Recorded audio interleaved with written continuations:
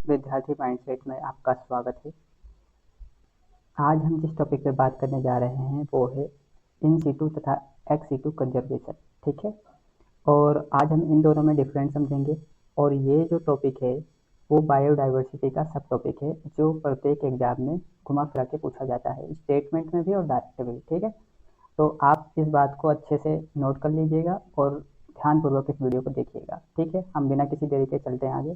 ठीक है, परिभाषा देखो, इन सीटू कंजर्वेशन होता क्या है। मान लो कि एक वन है, वन का एक भाग हमने, ठीक है, नेशनल पार्क घोषित कर दिया। ठीक है, नेशनल पार्क हमने इसको अनाउंस कर दिया सेंट्रल गवर्नमेंट ने। ठीक है, तो यहाँ पर क्या होता है कि जितनी भी प्रजातियाँ यहाँ पे पाई जाएंगी उसको हम संरक्षित करेंगे। ठीक है, और उसको जब हम संरक्षित करेंगे तो ये पूरा प्राकृतिक पर्यावरण ही संरक्षित होगा। ठीक है, फॉर एग्जाम्पल कि हमने मान लो एक लोयन को संरक्षित करने का वो करा, मतलब डिसीजन करा हमारी गवर्नमेंट ने। ठीक है, या फिर हमने टाइगर को संरक्षित करने का, जैसे कि टाइगर प्रोजेक्ट हमने 1970 में चालू करा था, करा। तो टाइगर मान लो हंट करता है किसको, हिरण को, और हिरण खाती है पेड़ को और घास फूस को।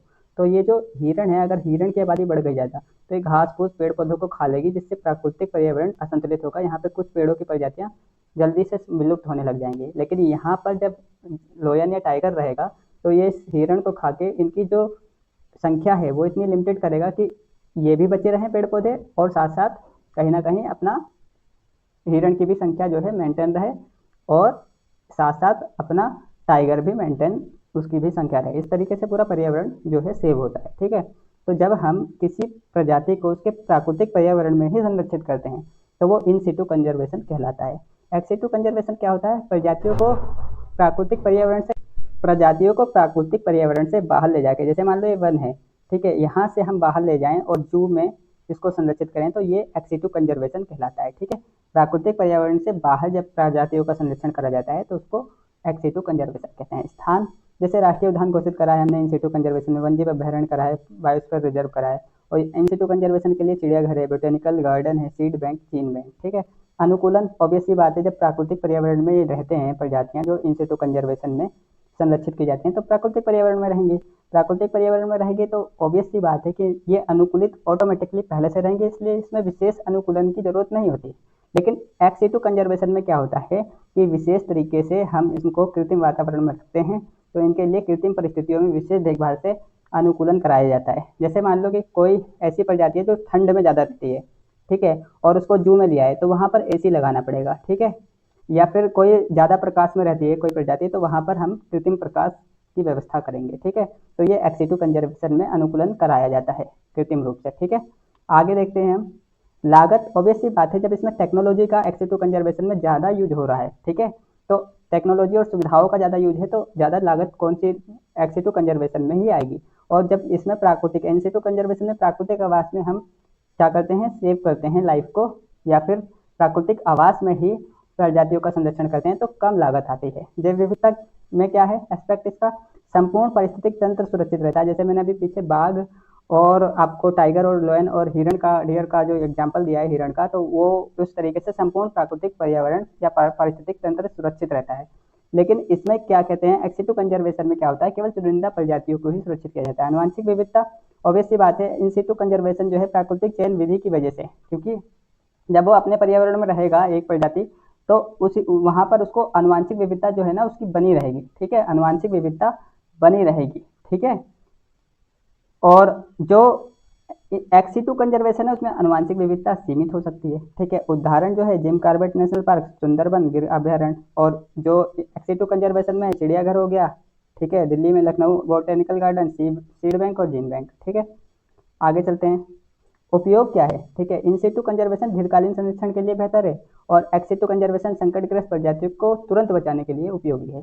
जीवित रहने की दर, ऑब्वियसली बात है कि इन सिटू कंजर्वेशन में जीवित रहने की दर ज़्यादा होगी, क्योंकि प्राकृतिक पर्यावरण में, जो प्राकृतिक पर्यावरण में या वातावरण में रहते हैं उनकी सर्वाइवल रेट भी अधिक होगी। ठीक है, क्योंकि स्पीसीज जो है अपनी अपने ही हैबिटेट में रहता है, जहाँ वो पूर्व काल से ही रहता आ रहा है, तो इसलिए जो सर्वाइवल रेट है, जीवित रहने की दर, वो इन सिटू कंजर्वेशन में ज़्यादा होगी। एक्स सिटू कंजर्वेशन में क्या होगा, सर्वाइवल रेट जो है कम हो सकता है, क्योंकि कृत्रिम माहौल में स्ट्रेस बढ़ता है, आर्टिफिशियल वहाँ पे जो इन्वायरमेंट है वहाँ पे स्ट्रेस बढ़ेगा, इसलिए survival rate ex situ conservation में कम हो सकती है। संरक्षण स्तर, लार्ज स्केल कंजर्वेशन पॉसिबल है, क्योंकि पूरा इकोसिस्टम बचता है। मैंने बताया था कि लोयन है, लोयन को बचाओगे, हिरण जो है, हिरण की संख्या, आबादी जो है संतुलित होगी, और हिरण जो है क्योंकि पेड़ पौधे और घासों को खाती है तो इनकी भी आबादी विलुप्त होने से बचेगी, क्योंकि जो शेर है वो हिरण को खा लेगा, और हिरण जो है कम संख्या में रहेंगे तो कम संख्या में जो घास है पेड़ पौधों को खाएगी। इस वजह से लार्ज स्केल कंजर्वेशन पॉसिबल है। अगर हम यहाँ से शेर को ले जाके जू में रख दें तो यहाँ पे तो फिर भी असंतुलन हो जाएगा ना, क्योंकि हिरण की संख्या बढ़ती रहेगी और पेड़ पौधों को विलुप्त करते रहेंगे, ठीक है, खा खा के। और इसमें स्मॉल स्केल कंजर्वेशन पॉसिबल है, स्पेसिफिक स्पीसीज और वैरायटीज को ही बचाया जा सकता है एक्स सीटू कंजर्वेशन में, ठीक है।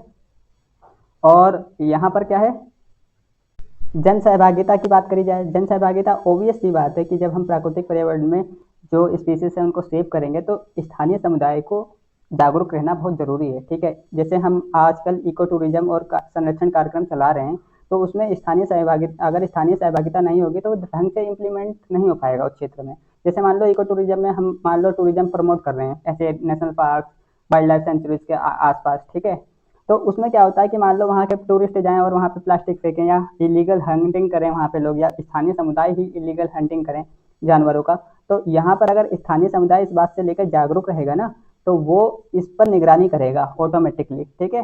तो इससे एक तो सरकार का खर्चा बचेगा और ऑटोमेटिकली क्या होगा कि जो स्पीसीज है वहाँ पर संरक्षित भी होगी, ठीक है। और एक्सिटू कंजर्वेशन में अपेक्षाकृत जो है तकनीकी और वैज्ञानिक स्टाफ अधिक निर्भरता होती है, इसलिए यहाँ पर स्थानीय जन सहभागिता की उतनी जरूरत नहीं रहती है, ना के बराबर जरूरत रहती है, ठीक है। री इंट्रोडक्शन पुनः परिचय में, ठीक है, इन सिटू कंजर्वेशन में स्पीसीज पहले से ही हैबिटेट में होती है, इसलिए री इंट्रोडक्शन की जरूरत नहीं होती। लेकिन एक्स सिटू कंजर्वेशन में क्योंकि कृत्रिम प्राकृतिक हैबिटेट में छोड़ने की प्रक्रिया करनी पड़ती है, इसलिए इनको री इंट्रोडक्शन की जरूरत रहती है, ठीक है। समय सीमा, ठीक है, दीर्घकालीन समाधान के लिए बेहतर है इन सिटू कंजर्वेशन। इन सिटू कंजर्वेशन में दीर्घकालीन समाधान होता है, ठीक है, लेकिन एक्स सिटू कंजर्वेशन एक शॉर्ट टर्म में तुरंत बचाव के लिए ज़्यादा उपयोगी है, ठीक है। ठीक है, तो ये आपका पॉइंट क्लियर हुआ। मैं आशा करता हूँ कि आपने इसको नोट करा होगा, और आशा करता हूँ कि ये लेक्चर आपको ठीक लगा होगा। और ठीक है, फिर अगली वीडियो में मिलेंगे। Thank you for watching this video. Thank you so much.